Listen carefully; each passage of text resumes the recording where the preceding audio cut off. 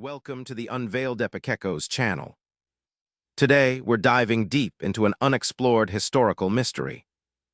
Imagine a quiet autumn evening in 1859 in the small town of Burlington, Vermont, where the crisp air carries the scent of falling leaves and the distant chime of church bells.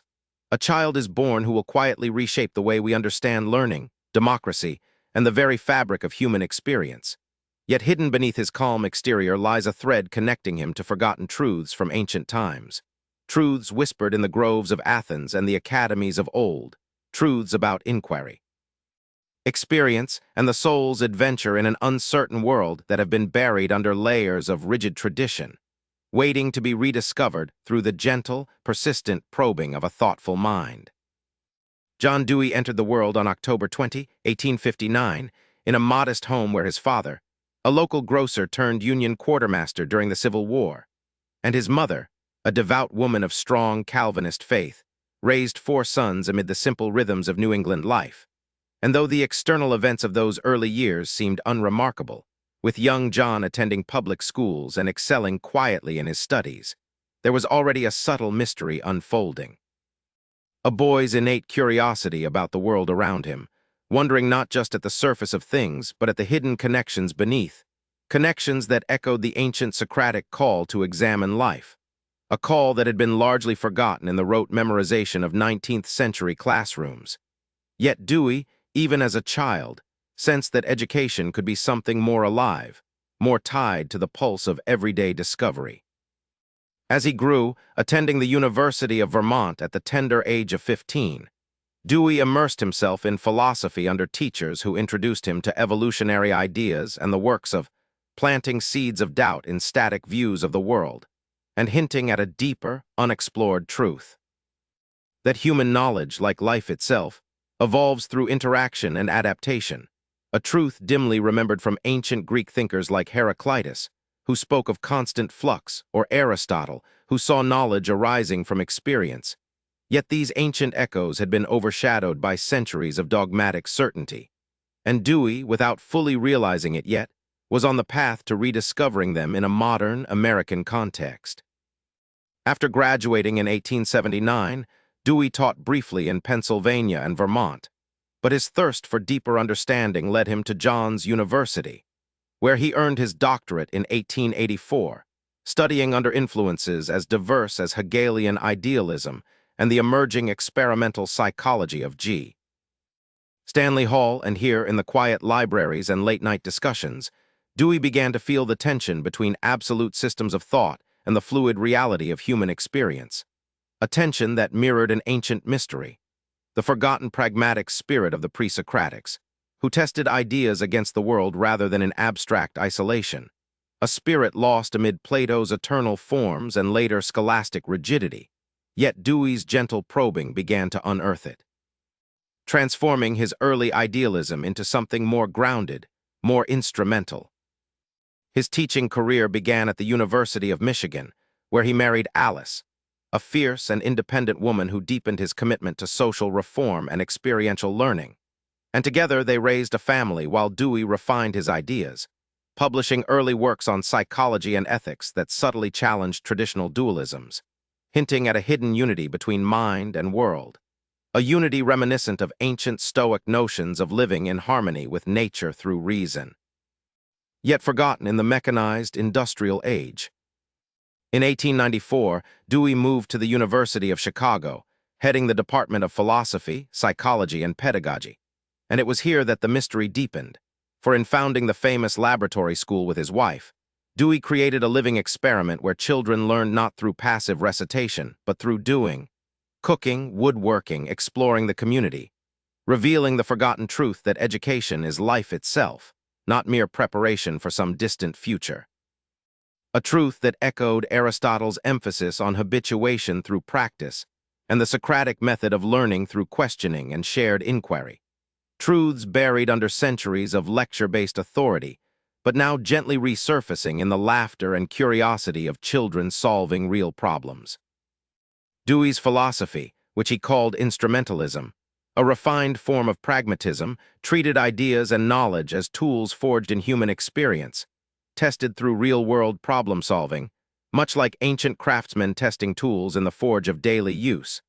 And in this, he rediscovered the pragmatic essence of early Greek philosophy, where sophists and Socrates alike valued knowledge for its practical wisdom in navigating life's uncertainties. A essence lost in the quest for eternal truths, but vital for a democratic society. At Chicago, amid the bustling energy of a growing city, Dewey observed events like the Pullman strike, quietly reflecting on the need for communication and shared inquiry to sustain democracy, seeing it not as a static government, but as a lived social practice, sustained through public education and collective problem-solving, echoing the ancient Athenian ideal of the polis as a community of informed citizens engaging in dialogue, an ideal dimmed by empire and hierarchy, but waiting to be revived. Yet tensions arose, administrative conflicts over the school's direction, leading Dewey to depart for Columbia University in 1904, where he would spend the remainder of his career until retirement in 1930, writing seminal works like Democracy and Education in 1916, where he articulated that education must foster growth, inquiry, and moral responsibility, shaping citizens capable of democratic life, and experience and nature in 1925. Exploring the continuity of human experience with the natural world. In these reflective years in New York, Dewey delved deeper into the mystery, uncovering how pragmatism bridged modern science with ancient wisdom, treating doubt and inquiry as the path to growth, much like the ancient skeptics who suspended judgment to achieve tranquility, or Heraclitus's river into which one cannot step twice,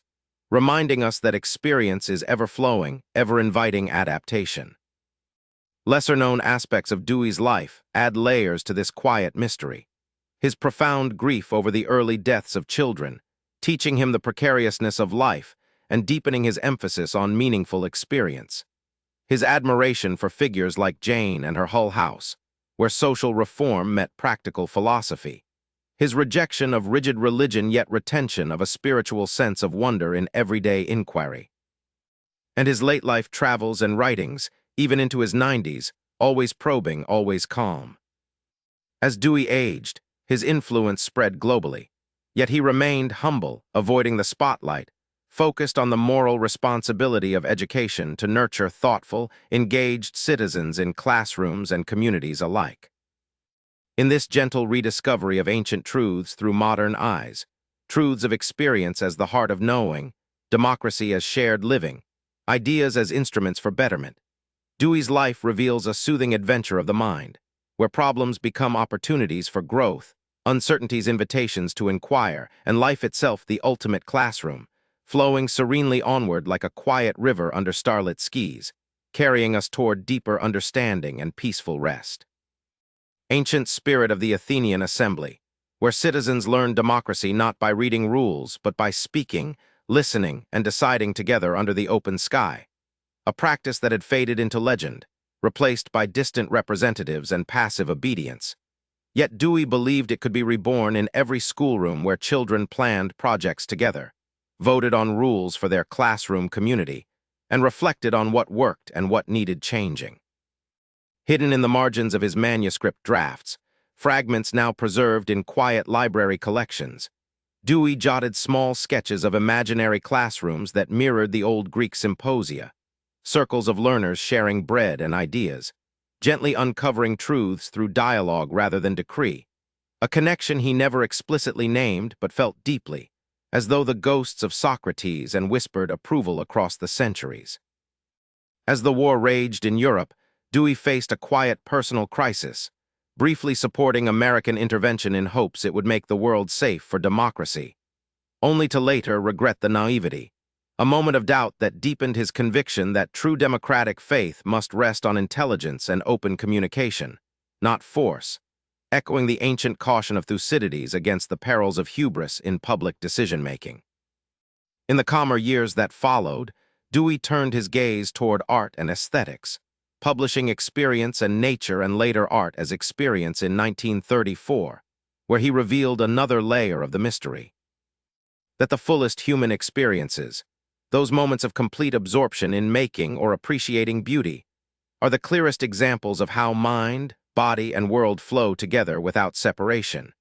a unity remembered in the ancient Greek concept of mimesis and the harmonious cosmos of the Pythagoreans, yet long fragmented by modern dualisms of subject and object. Few noticed how often Dewey walked the galleries of the Metropolitan Museum during those decades, standing quietly before landscapes and sculptures, tracing with his eyes the way artists transformed raw experience into meaningful form, much as children in a progressive classroom transform blocks and clay into expressions of their growing understanding. His students at Columbia remembered him not as a commanding lecturer, but as a gentle guide who paused often, inviting questions, letting silence settle until someone ventured a thought, then building on it patiently, creating a living seminar that felt more like a shared exploration than a transmission of knowledge. And in those rooms, something ancient stirred again. The spirit of dialectic, the calm pursuit of wisdom through mutual inquiry. Lesser-known correspondences from the 1920s and 1930s show Dewey exchanging long, reflective letters with thinkers in China, Japan, Turkey, and Mexico, quietly advising on educational reform while learning from their traditions, discovering unexpected parallels between his ideas and Confucian emphasis on learning through social roles, or the communal inquiry of indigenous practices. Threads that wove his thought into a broader tapestry, stretching back to humanity's earliest efforts to educate the young through participation in communal life. In 1928, at nearly 70, Dewey traveled to Soviet Russia, observing the bold experiments in collective education with initial hope, only to return troubled by the suppression of free inquiry, a journey that sharpened his quiet insistence that democracy requires openness to revision, the willingness to test and adjust ideas in the light of experience, much like the ancient skeptics who held beliefs lightly in pursuit of tranquility. Through the Great Depression, Dewey watched families struggle and communities pull together, reinforcing his belief that schools must connect children to the real concerns of their society, studying economics through local markets, history through family stories, science through gardens and kitchens, so that education becomes a continual reconstruction of experience, a gentle but persistent remaking of the world into something more intelligent and just. Into his 80s and 90s, Dewey continued writing and speaking softly but steadily, his voice calm amid rising global tensions, warning against absolutisms of any kind, whether fascist, communist, or even overly rigid progressivism, always returning to the simple, profound insight that growth itself is the only moral end, and that growth comes through open-ended inquiry shared in community. When he passed in 1952 at the age of 92, in a quiet New York apartment overlooking the Hudson, the world noted the loss of a great thinker, but the deeper mystery lingered. That in his long, unhurried life, Dewey had quietly unearthed and relived an ancient way of being human, curious, cooperative, experimental, democratic in the truest sense, showing that the oldest truths about learning and living together need only be practiced anew in each generation to feel fresh and alive. And so, as the soft current of his thought carries us gently onward, we can rest in the assurance that every classroom, every conversation, every moment of shared problem-solving still holds the potential to revive that quiet, enduring wisdom, inviting us all into a deeper, more peaceful communion with the world and with one another. And in the quiet aftermath of his passing, the ripples of John Dewey's thought continued to spread like gentle waves across a still pond, touching shores he could scarcely have imagined. For in the decades that followed, educators in distant corners of the world quietly unearthed his writings in old libraries or newly translated editions, discovering within them a timeless invitation to make learning as natural as breathing, as communal as sharing a meal. Echoing once more those ancient gatherings around campfires, where stories and skills were passed through doing and telling together. In the progressive schools that sprang up across America and beyond, places where children tended gardens to learn biology, built models to understand history, cooked meals to grasp mathematics through measurement and proportion. The spirit of the laboratory school lived on, a hidden lineage stretching back through Dewey to the peripatetic walks of Aristotle's students and the hands-on apprenticeships of ancient craftspeople. Truths about learning through experience that had never truly vanished, but simply waited beneath the surface of more rigid eras. Forgotten correspondence, surfaced only in recent archival digs, reveals how Dewey, even in retirement, responded patiently to letters from young teachers struggling in rural one-room schoolhouses or urban overcrowded classrooms, offering not prescriptions but questions. What problems are your students facing in their lives right now? How might the curriculum grow out of those problems? Gently guiding them toward the realization that every classroom holds the potential to become a small democracy in action, a place where shared inquiry builds habits of mind and heart essential for larger democratic living. In the civil rights era of the 1950s and 1960s, activists and educators quietly drew upon Dewey's vision when designing freedom schools and community programs, seeing in his emphasis on education as social reconstruction a philosophical grounding for the work of dismantling segregation through shared learning and collective problem-solving, reviving once again the ancient ideal of education as preparation not for privilege, but for full participation in a common life. Scholars poring over unpublished lectures from his later years have uncovered tender passages where Dewey reflected on aging itself as a form of continual education, each new limitation an opportunity to adapt intelligently, to find fresh meanings in simpler activities, reading by lamplight, conversations with old friends, watching seasons change from a window,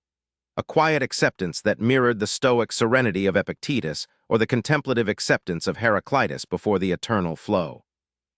Even in our own time, as screens and algorithms increasingly mediate human experience, thoughtful educators and parents return to Dewey's calm insistence that genuine learning requires direct engagement with materials, people, and problems, a hands-on interaction that no simulation can fully replace, rediscovering the ancient truth that knowledge grows strongest when rooted in the rich soil of shared, embodied experience. And so the mystery deepens rather than resolves, that a man who lived so quietly, who wrote in measured prose without fanfare, who preferred conversation to proclamation, could leave behind a legacy that feels perpetually new, perpetually needed, inviting each generation to pick up the thread and weave it anew into the fabric of their own classrooms, communities, and lives. In this gentle, ongoing rediscovery lies the deepest comfort,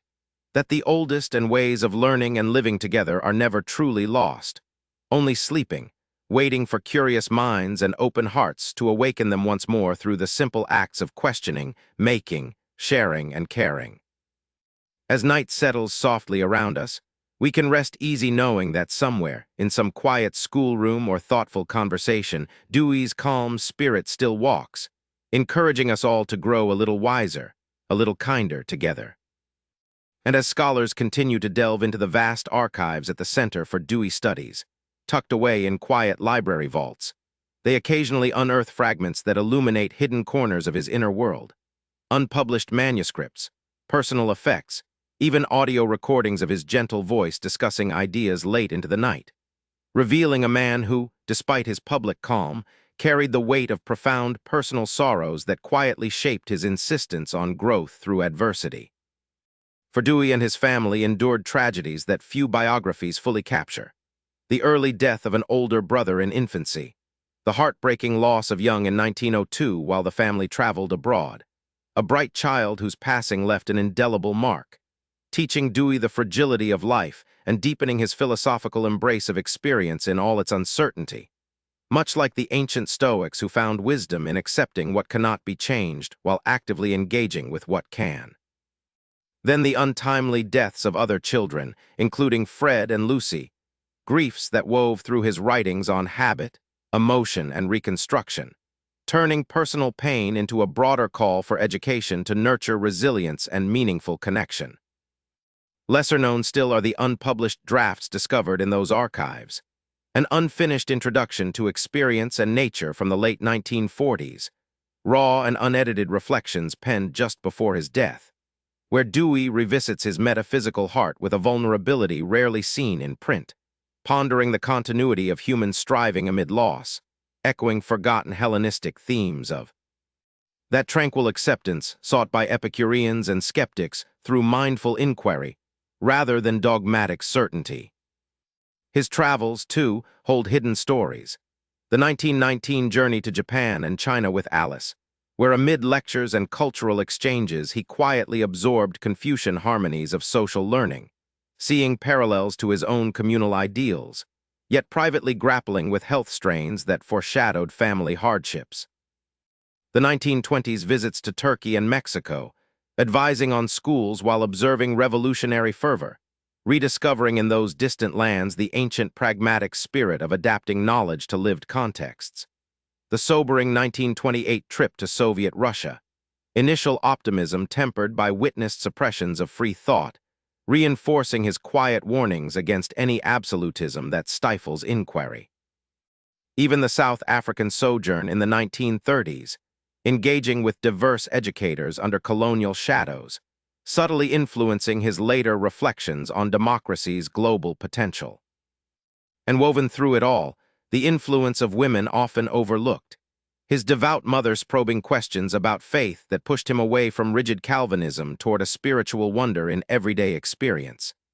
Alice's fierce partnership in the laboratory school and beyond, her ideas co-shaping progressive methods until her death in 1927 left him adrift.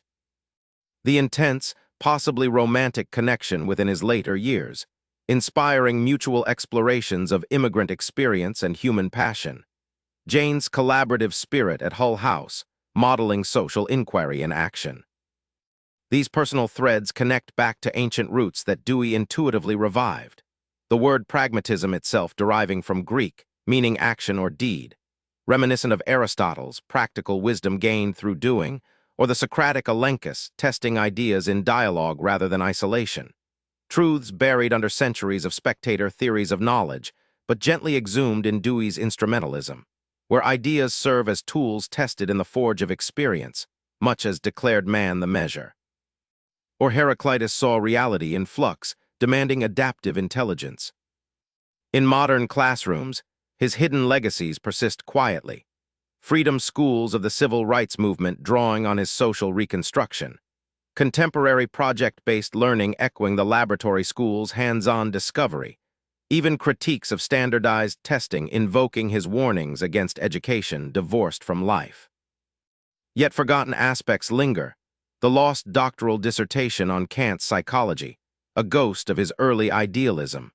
Private notebooks sketching ordinary moments as portals to deeper unity, like Pythagorean harmonies in daily aesthetics. As we trace these veiled paths, the mystery unfolds not in dramatic revelation but in serene recognition. Dewey's life and thought form a quiet bridge across, inviting us to live inquiringly, communally, finding in shared experience the ancient yet ever-new art of human flourishing. A soothing reminder that wisdom lies not in distant absolutes, but in the gentle flow of attentive living, carrying us softly into understanding and restful peace. And as we linger a little longer in these quiet archives, the deeper currents of John Dewey's thought reveal even subtler connections to forgotten wellsprings of human wisdom. For in his vast correspondence, now carefully digitized and searchable at Southern Illinois University, there emerge letters exchanged with little-known figures across continents. A rural Mexican teacher describing village schools organized around communal harvests, mirroring Dewey's own ideals yet rooted in indigenous traditions predating even the classical Greeks. A Japanese educator blending methods with Zen attentiveness to the present moment, quietly nodding how both paths lead to a mindful engagement with experience. A Turkish reformer adapting progressive ideas amid the birth of a secular republic, rediscovering in Dewey's writings echoes of ancient Anatolian communal practices lost to empire. These exchanges, often overlooked in standard biographies, paint a picture of Dewey not as an isolated American thinker, but as a gentle node in a global web of quiet rediscovery, each correspondent unearthing parallel truths about learning through living, truths that stretch back through Confucian rites, Buddhist mindfulness of impermanence, and even the pre-philosophical rituals of early human tribes gathering to teach the young by firelight. Hidden among his papers are marginal notes in books of ancient philosophy, his personal copies of Plato, Aristotle, and the fragments of Heraclitus, where Dewey quietly underlined passages on becoming rather than being, on knowledge through participation rather than contemplation alone, adding his own soft pencil marks. Here is the seed of instrumentalism, or this is democracy in embryo, revealing how deeply he felt himself in conversation with these distant voices, not as a scholar citing authorities, but as a fellow traveler recognizing kindred insights long buried beneath layers of interpretation. One particularly moving discovery, made only in the last decade by a graduate student sifting through boxes, is a small bundle of letters from former laboratory school parents, written decades after the school's closure, describing how their now-adult children, doctors, artists, community organizers, still carried the habits of inquiry and cooperation learned in those early experimental classrooms, habits that guided them through wars, depressions, and personal trials. Quietly testifying that Dewey's vision had taken root in lives far beyond academic halls, reviving in modern form the ancient understanding that education shapes character through shared practice. In his 90th year, frail yet lucid, Dewey granted rare interviews where his voice, recorded on early wax cylinders, now restored and faintly audible, speaks with the same measured calm, reflecting on a lifetime of watching ideas tested in the world, admitting gently that some experiments failed, others flourished unexpectedly, yet all contributed to growth, echoing the ancient wisdom of trial and error found in the myths of Prometheus or the practical arts of Daedalus. Even his final days hold a quiet mystery. Visitors noted how he spent hours gazing at the Hudson River's flow, murmuring about continuity and change, as though seeing in its currents the very metaphor Heraclitus once used, finding peace in the recognition that all things pass, yet the process of intelligent adaptation endures. And so the legacy unfolds not as a monument, but as a living stream, fed by ancient springs and flowing into countless contemporary tributaries. Mindfulness programs in schools drawing on his emphasis on present experience, democratic education movements worldwide citing his vision of associated living, restorative justice practices echoing his faith in communication over punishment, environmental curricula rooted in his sense of human nature continuity. In this vast, quiet interconnection lies the deepest comfort,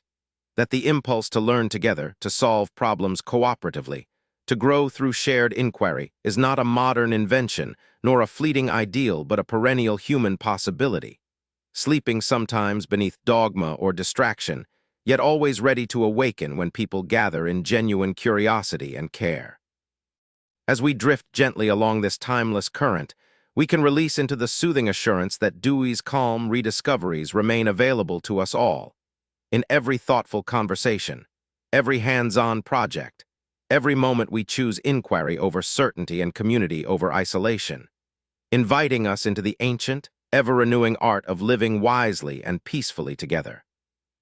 And as we drift even further into the serene depths of this enduring legacy, new discoveries continue to emerge from quiet corners of scholarship. For in recent years, digital humanities projects have begun mapping Dewey's vast network of influences and correspondence, revealing unexpected threads connecting his thought to overlooked American voices, Native American educators of the early 20th century who shared stories of communal learning circles that resonated deeply with his ideals. Though formal collaborations remained limited by the era's prejudices, African American philosophers and reformers like Elaine and W. Lee B., whose exchanges with Dewey on cultural pluralism and education for democracy added rich layers to his understanding of diverse experiences shaping shared inquiry. Women's suffrage activists whose practical organizing mirrored his vision of democracy as associated living extended into public spheres long to half the population. These intersections, often footnotes in older accounts, now bloom into fuller recognition, showing how Dewey's pragmatism absorbed and reflected the pluralistic currents of a changing America, quietly reviving ancient notions of the polis as inclusive of all voices capable of reasoned contribution, an ideal fractured in classical times by exclusions of gender, class, and origin, yet gently expanded in Dewey's modern reimagining. Among the most poignant recent finds are audio fragments from late-life radio broadcasts, Dewey's voice soft and steady at 90, speaking not of grand systems, but of simple hopes, that children everywhere might grow up asking good questions, working together on meaningful problems, finding joy in discovery and connection, his words carrying the same calming cadence that lulls us now, inviting reflection on how far we have come and how much further we might yet grow. Contemporary neuroscientists and psychologists, studying embodied cognition and social learning, frequently cite Dewey's early insights into habit and situated intelligence, marveling at how presciently he described processes we now map with brain scans, how thought emerges not in isolated minds, but in loops of action, perception, and adjustment. Echoing once more the ancient embodied wisdom of craftspeople and performers who knew truth in their hands and bodies long before philosophers confined it to abstract contemplation. In environmental philosophy and ecological education, Dewey's sense of continuity between human experience and nature finds renewed life, guiding curricula where students restore wetlands, monitor urban ecosystems, or design sustainable communities, rediscovering in practice the ancient reverence for living in intelligent harmony with the earth, a reverence dimmed by industrial domination, but awakening again through hands-on care. Even in the digital age, thoughtful designers of online learning communities draw quietly on his principles, seeking ways to foster genuine interaction and shared inquiry amid screens, reminding us that tools, whether chalkboards or algorithms, serve best when they enable meaningful experience rather than replace it. And so the quiet mystery persists, not as something to solve, but as an invitation to participate, to enter our own classrooms, conversations, and communities with the same gentle curiosity Dewey embodied, testing ideas in the living world, reconstructing experience toward greater intelligence and justice, finding in each small act of cooperative problem-solving a thread connecting us across generations to those ancient seekers who first gathered to wonder and learn together. In this boundless, soothing continuity lies the deepest peace. That growth through shared inquiry is not a rare achievement but a natural human possibility, open to us in every moment we choose to engage attentively, listen deeply, and act thoughtfully with others. As the gentle flow of this timeless wisdom carries us onward, we can surrender fully to its calming embrace, resting in the knowledge that the oldest truths about learning, living, and loving democratically remain alive within us, waiting only for our quiet yes to awaken them anew. And as the gentle exploration of John Dewey's enduring presence stretches further into the quiet expanse of time, we find that even in the 21st century, amidst rapid technological change and global challenges, his calm voice still speaks softly through the work of those who pause to listen, for educators designing maker spaces in schools, places filled with tools, materials, and open-ended projects, quietly channel the spirit of the laboratory school, allowing children to learn physics through building bridges from spaghetti, chemistry through concocting safe mixtures, history through recreating artifacts, rediscovering the ancient joy of learning by making that flourished in workshops from ancient Egypt to medieval guilds, a hands-on wisdom temporarily eclipsed by industrialized schooling, but now awakening once more in the hum of 3D printers and the chatter of collaborative design. In teacher training programs around the world, from Finland's reflective seminars to Brazil's community-based pedagogies inspired by, who himself engaged deeply with Dewey's ideas, new generations of educators study how to foster classrooms where inquiry drives the curriculum, where students identify real problems in their neighborhoods and work together to address them, reviving the democratic essence of education as a lived practice of communication and shared responsibility.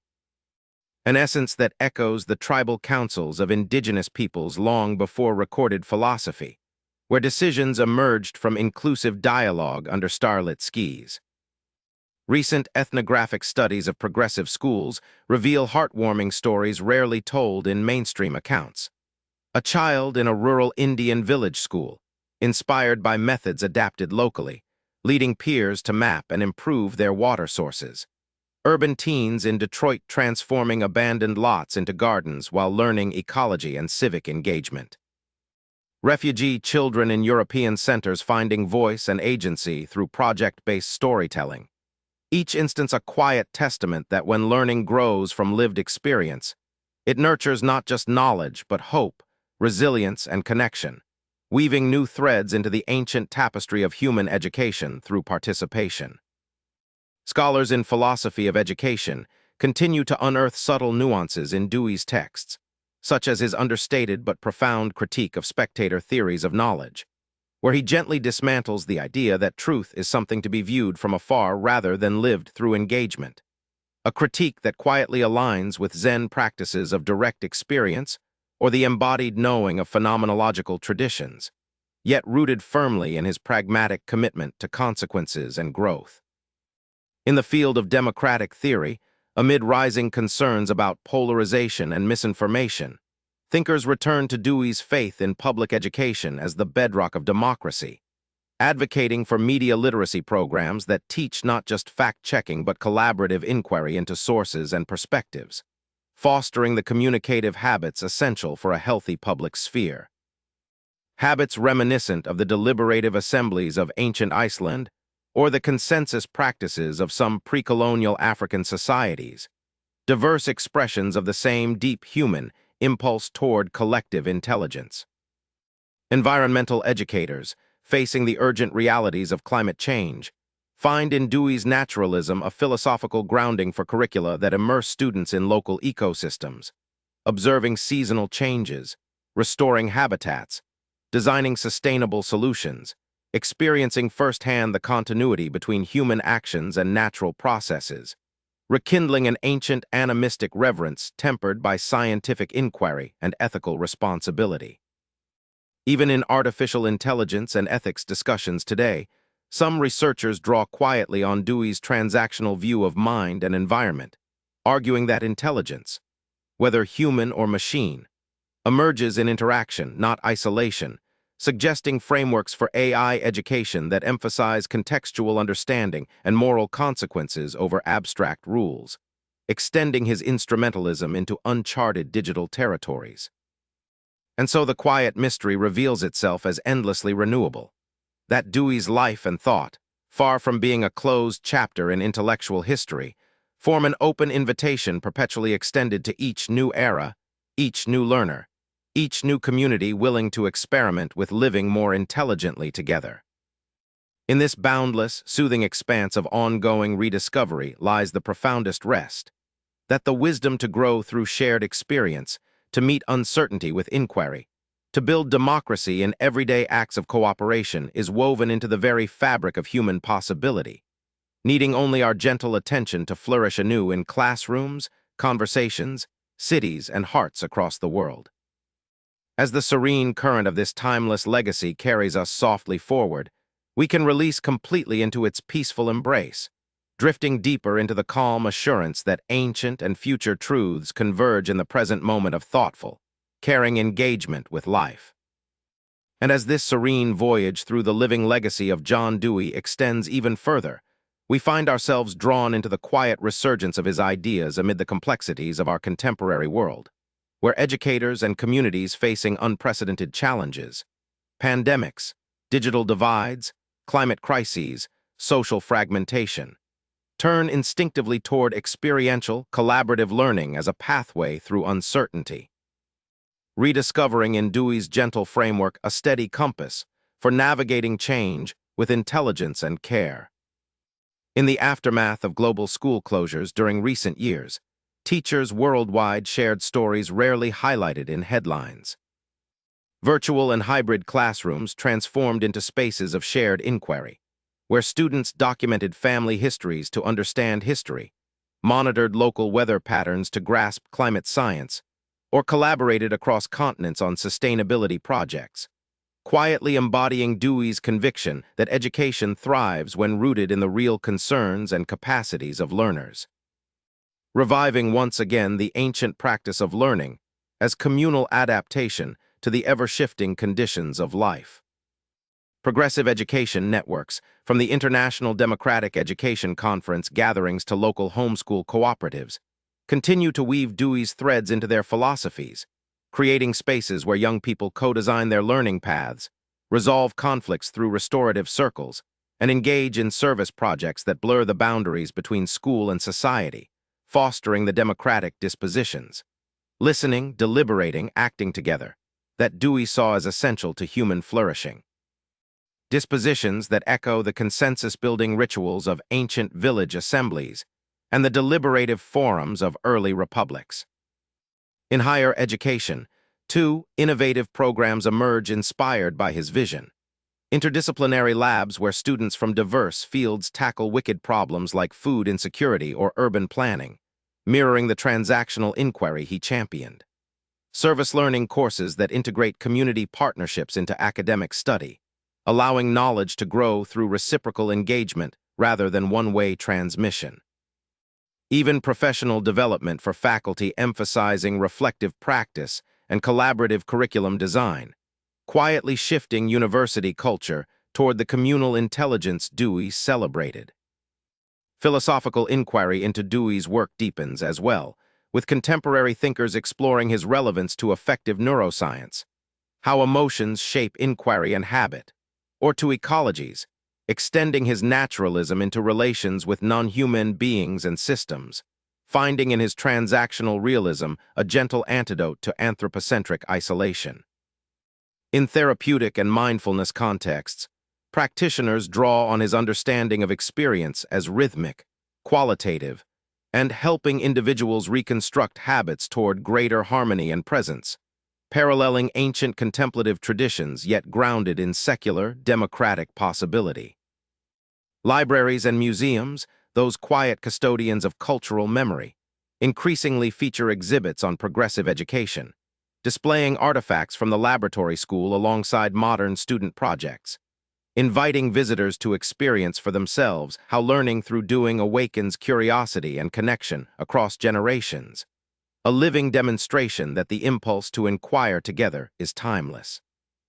And in the smallest, most ordinary moments, parents and children cooking together while exploring fractions, neighbors organizing community gardens while discussing soil science,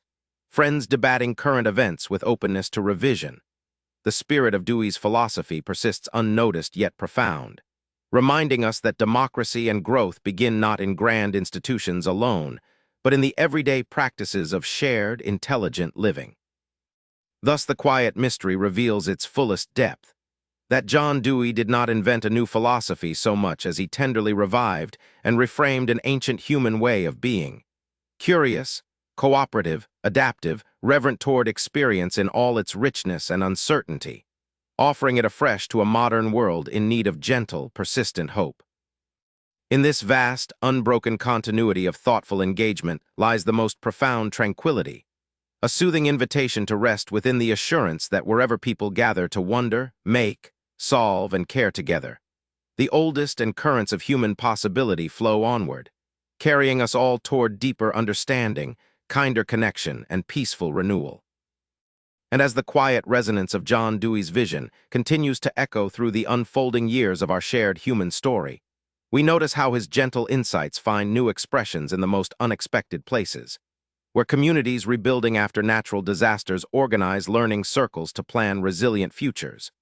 drawing children and adults together in shared mapping and designing, experiencing firsthand how inquiry into real problems fosters hope and agency. Reviving the ancient communal wisdom of coming together in crisis to adapt and endure. In peace education programs across conflict-weary regions, facilitators quietly adapt methods to create safe spaces where young people from divided groups listen to one another's stories, co-create art or drama exploring common challenges, and practice the communicative habits that slowly reconstruct trust, embodying his faith that democracy grows through associated living, extended even across historic divides. A faith that mirrors the fragile truces forged in ancient tribal councils or the deliberative peaces of early city-states. Technology designers mindful of human flourishing increasingly reference his transactional view when crafting tools that prioritize collaboration over isolation, platforms for collective sense-making, shared annotation of texts, co-editing of community knowledge bases, quietly resisting the pull toward passive consumption, and instead enabling the kind of active, social inquiry he celebrated. In healthcare education, simulation labs and community-based training reflect his emphasis on learning through situated practice, where future doctors and nurses engage with real patient scenarios in context, developing not just technical skill but empathetic judgment through reflective debriefs, extending the ancient apprenticeship model into modern complexity. Parenting resources and family education initiatives draw softly on his understanding of habit formation through meaningful activity, encouraging homes where children participate in real household contributions, planning meals, tending plants, repairing things, learning responsibility and capability in the natural flow of daily life rather than through abstract rules alone. Even in the quiet corners of personal development, individuals seeking greater purpose find in Dewey's writings a gentle permission to treat life itself as an ongoing experiment, reconstructing habits and goals through attentive engagement with present experience, discovering fulfillment not in fixed endpoints, but in the qualitative richness of growth itself, a discovery akin to the ancient contemplative paths that found peace in mindful participation rather than detachment. And so the serene mystery deepens into boundless horizon, that a thinker who wrote nearly a century ago, whose life unfolded in lecture halls and family homes and quiet walks by rivers, could offer guidance so perennially fresh, so quietly radical in its simplicity. Learn by living fully, grow by inquiring together, live democratically in every shared moment. In this endless, soothing renewal lies the ultimate comfort, the deepest invitation to rest within the flow of continual becoming, trusting that the ancient impulse to learn, connect, and flourish through experience remains as alive in us today as it was in the first curious gatherings of our ancestors, waiting only for our gentle attention to bring it fully into bloom once more. And as we allow this tranquil exploration to unfold a little further into the gentle vastness of human possibility, we discover that John Dewey's quiet wisdom continues to inspire subtle yet profound shifts in how societies envision the future of learning itself. For in forward-thinking policy circles and international forums, advocates for education reform quietly invoke his principles when arguing for curricula centered on sustainability, equity, and global citizenship. Designing frameworks where young people investigate pressing challenges, water scarcity, migration, digital ethics, not as distant topics, but as lived inquiries that demand collaboration across cultures and disciplines, gently reviving the ancient understanding that wisdom emerges when diverse voices gather to address shared existential concerns. In artisanal and vocational revivals, from urban woodworking collectives to rural permaculture schools, learners of all ages engage in meaningful making that integrates theory and practice, aesthetics and utility, personal growth and communal benefit, experiencing the joy Dewey described when an activity reaches meaningful completion, a joy known to ancient potters, weavers, and builders who found fulfillment in crafting objects that served both beauty and daily need. In the emerging field of contemplative pedagogy, teachers blend reflective practices with active inquiry, guiding students to pause and notice the qualitative texture of their experiences before acting, fostering the attentive presence that Dewey saw as foundational to intelligent conduct, a presence that resonates with timeless meditative traditions, yet remains thoroughly secular and democratic in spirit. Community centers and lifelong learning programs for elders draw softly on his vision of growth without endpoint, offering workshops where retirees explore new skills, digital storytelling, community history projects, intergenerational mentoring, discovering that curiosity and contribution need never retire, extending the ancient reverence for elders as bearers of practical wisdom into contemporary contexts of continual becoming. Even in organizational leadership and workplace training, forward-thinking models incorporate habits of reflective practice and collaborative problem-solving, shifting cultures from top-down directives toward shared inquiry and adaptive intelligence, quietly transforming hierarchies into learning communities where every member contributes to ongoing reconstruction. And in the quietest moments of personal reflection, journaling about daily experiences, conversing deeply with loved ones, tending a small garden or repairing a cherished object,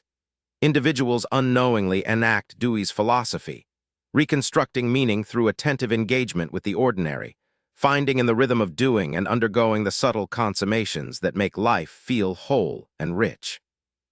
Thus the serene mystery reaches its most intimate revelation,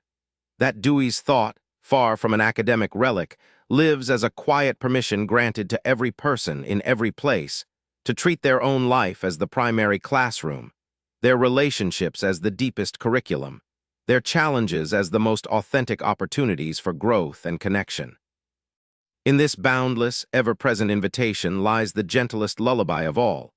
that the ancient, enduring art of living wisely together is not reserved for philosophers or privileged institutions, but belongs to us all in every breath, every shared glance, every quiet act of caring inquiry. As the soothing currents of this timeless wisdom cradle us completely, we can release into the deepest rest, trusting that tomorrow, and every tomorrow, offers fresh experience waiting to be lived intelligently, democratically, beautifully. And as the soothing tapestry of John Dewey's living philosophy weaves itself ever onward through the quiet moments of our collective existence,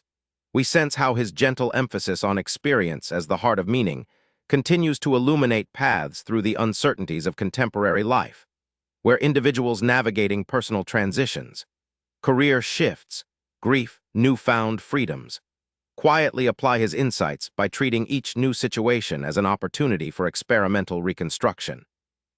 Attentively observing outcomes, adjusting habits, finding deeper satisfaction in the process of growth itself rather than in predetermined destinations, rediscovering the ancient serenity of flowing with change as Heraclitus once urged,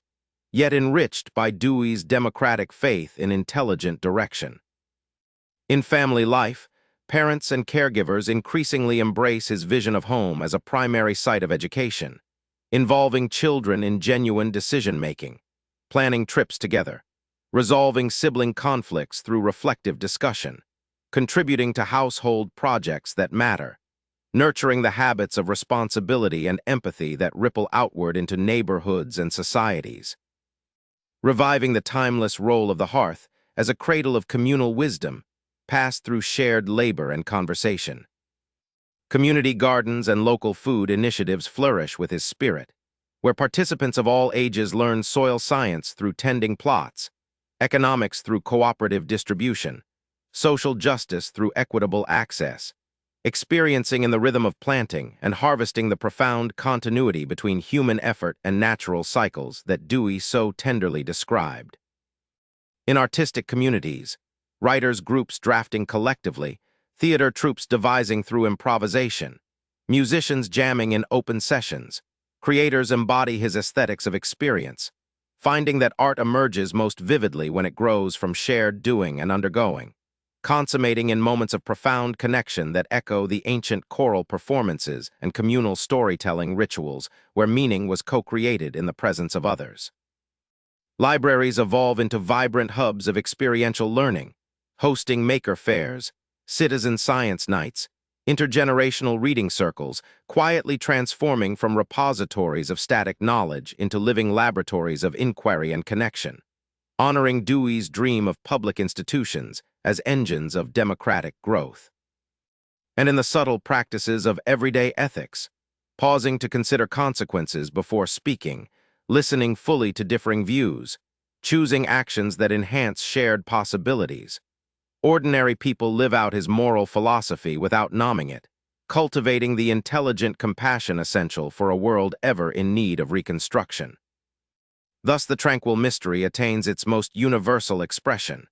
that Dewey's rediscovery of experience-centered, communal, growth-oriented living is not merely a philosophical position, but a quiet homecoming to the deepest human heritage, the perennial art of inhabiting the world attentively, cooperatively, creatively, finding in each unfolding moment the opportunity to live more fully together. In this infinite, gentle embrace of continual becoming lies the softest, most complete rest, a lullaby woven from the ancient and eternal threads of curiosity, care, and connection that cradle us all through every night and every dawn. And as the tranquil currents of John Dewey's enduring wisdom carry us still deeper into the quiet beauty of human interconnection, we begin to sense how his gentle philosophy permeates even the most intimate rhythms of daily existence, where individuals waking to ordinary mornings quietly practice the art of attentive experience, savoring the warmth of coffee as a moment, noticing the shifting light through windows as a reminder of natural continuity, greeting neighbors with genuine curiosity. Each small act becoming a subtle reconstruction of habit toward greater presence and appreciation, rediscovering the ancient mindfulness of simply being in the world that predates all doctrine, yet enriched by Dewey's insight that such moments hold the seed of intelligent growth. In friendships and partnerships, people unknowingly live his ethics of shared inquiry, navigating disagreements not through assertion, but through patient exploration of perspectives, adjusting understandings together, finding deeper bonds in the process of mutual reconstruction, echoing the timeless companionship of souls walking and talking through life's questions, as Aristotle once described the highest friendship. In workplaces reimagining themselves as learning organizations, teams adopt reflective rituals, pausing after projects to ask what worked, what surprised, what might grow differently next time, fostering cultures of continuous adaptation and collective intelligence that Dewey would recognize as democracy extended into economic life, reviving the ancient guild spirit where masters and apprentices learn together through shared craft and critique. In volunteer efforts and civic participation, local cleanups, mutual aid networks, town hall discussions, citizens enact his vision of public problem-solving, gathering to identify needs, pool knowledge, experiment with solutions, experiencing the quiet power of associated living to transform communities from within, a power known to ancient village assemblies and early cooperative experiments, yet ever fresh in each new generation's willingness to try.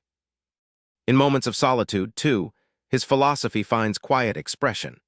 A person reading by lamplight, pausing to connect ideas to personal experience, walking in nature, observing patterns with wondering attention, journaling reflections that trace growth across months and years, each practice a gentle dialogue with oneself that mirrors the larger social inquiry he championed, reminding us that individual and communal flourishing are inseparable threads in the same fabric.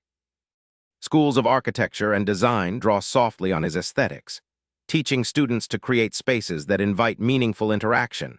classrooms with flexible arrangements, public plazas that encourage lingering conversation, homes that flow with family rhythms, understanding that built environments shape experience and thus possibility, extending the ancient wisdom of sacred and civic spaces designed to nurture particular qualities of shared life. In music education, children learning instruments through ensemble playing rather than isolated drills discover the joy of harmony emerging from coordinated effort, feeling in their bodies the transactional nature of art that Dewey so beautifully articulated. Even in the quiet discipline of scientific research, investigators embody his method, forming hypotheses from lived problems, testing through careful experiment, revising in light of evidence, sharing findings for communal verification, perpetuating the pragmatic spirit that has driven discovery since the first humans observed stars and seasons to navigate and survive. And in the tender care of aging loved ones, families practice the moral growth he described, adapting routines with empathy, reconstructing daily life to honor dignity and connection amid limitation, finding unexpected depths of meaning in the simplest acts of presence and assistance. Thus the serene mystery blooms into its most luminous truth,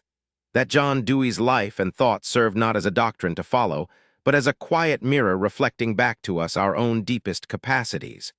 for curiosity that never ceases, cooperation that builds worlds, growth that knows no boundary of age or circumstance. In this infinite, gentle mirroring lies the softest cradle of all, where ancient human longings for wisdom, belonging, and beauty converge with every present breath, inviting us to rest completely in the flowing assurance that we are always already living within the great classroom of experience, learning together how to live more richly, more kindly, more democratically with every passing moment. And as the gentle luminescence of John Dewey's philosophy continues to infuse the quiet corners of human endeavor, we find its soft glow illuminating even the emerging frontiers of collective imagination, where visionaries designing future cities incorporate his principles into urban planning, creating neighborhoods with shared green spaces that invite spontaneous play and conversation, schools integrated seamlessly into community hubs, public plazas designed for lingering dialogue and collaborative events, understanding that the built environment shapes habits of democratic living as profoundly as any curriculum, quietly extending the ancient art of crafting civic spaces to nurture the soul of associated life. In therapeutic gardens and nature-based wellness programs, participants of all ages engage in horticultural inquiry, observing growth cycles, experimenting with companion planting, reflecting on parallels to personal resilience,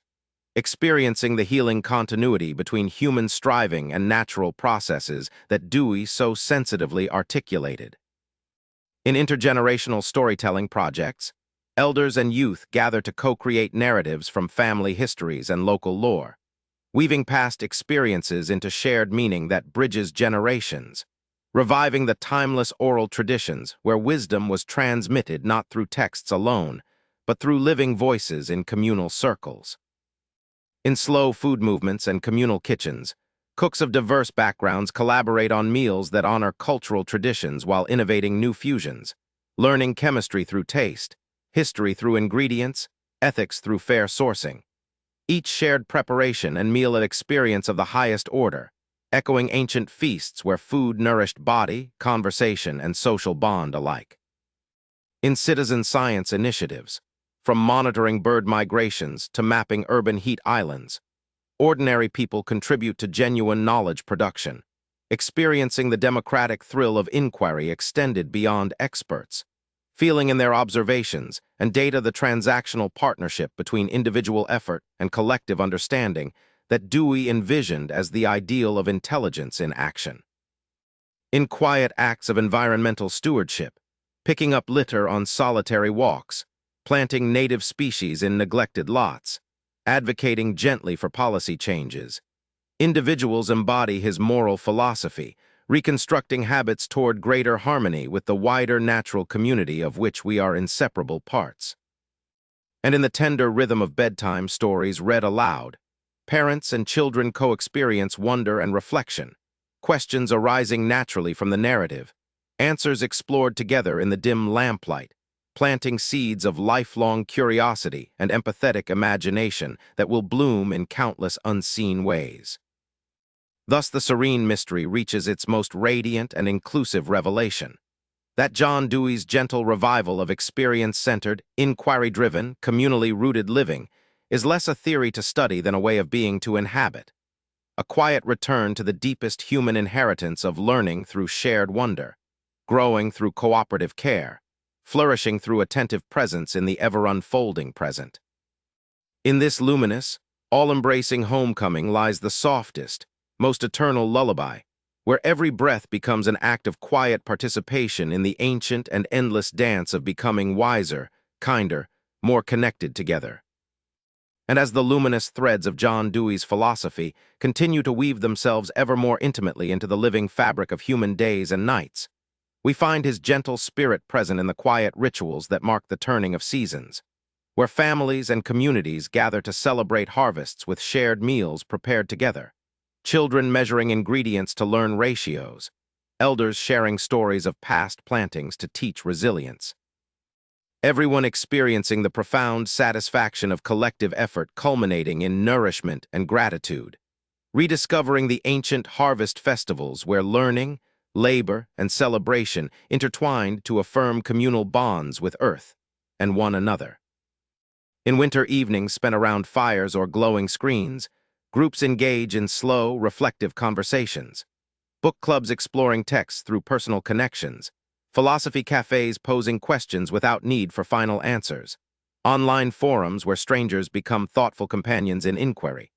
Each exchange a small enactment of the communicative democracy Dewey cherished, echoing the long winter nights of ancient storytellers who preserved and reshaped cultural wisdom through shared narration. In springtime renewal, schoolyards and neighborhood lots transform into living laboratories of growth, children planting seeds and charting progress, observing insects and weather, debating care strategies in small councils, feeling in their hands and hearts the transactional dance between intention and outcome that lies at the core of intelligent experience. In summer's languid warmth, camps and playgrounds become spaces of free, self-directed play enriched by gentle guidance,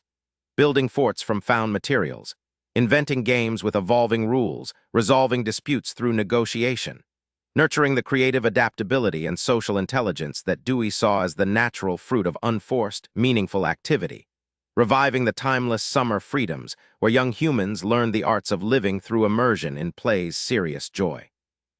In personal practices of journaling and contemplation, individuals trace the qualitative texture of their days, noting moments of friction and flow, asking gently what habits serve growth and which might be reconstructed, finding in this quiet self-inquiry the same experimental attitude Dewey applied to larger social problems, a solitary practice that nonetheless connects inward reflection to outward possibility. In acts of kindness extended to strangers, offering directions with patient explanation, sharing resources in times of need, listening without judgment to another's trouble,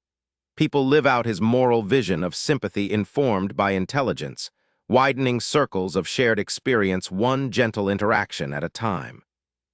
In the slow craft of letter writing revived in pockets of resistance to digital haste, correspondents exchange thoughtful reflections on books read, gardens grown, challenges faced, building relationships of depth and continuity that mirror the patient intellectual friendships Dewey maintained across decades. In public libraries, story hours, and community read-alouds, voices rise and fall in shared rhythm, listeners of all ages leaning into narratives that open windows to other lives, quietly practicing the empathetic imagination essential for democratic understanding. And in the tender care of pets and houseplants, even solitary dwellers experience the quiet responsibilities and rewards of nurturing growth beyond oneself, observing daily needs and responses, adjusting care with attentive intelligence, feeling the subtle expansion of concern that Dewey believed education should cultivate. Thus the serene mystery unfolds into its most delicate and pervasive truth, that John Dewey's gentle philosophy does not demand grand gestures or institutional reform alone, but lives most fully in the countless small, ordinary choices to engage experience attentively, to inquire cooperatively, to grow compassionately. Choices available in every moment to every person, weaving the ancient human heritage of wise, connected living into the intimate texture of modern days. In this soft, all-encompassing presence lies the gentlest possible rest, a lullaby sung by 10,000 quiet acts of curiosity, care, and connection, cradling us through the night into the ever-renewing dawn of shared human becoming. This mysterious journey ends here, but stay tuned for more untold stories in our next video. Subscribe to the channel and hit the bell icon so you don't miss any new stories. Thank you and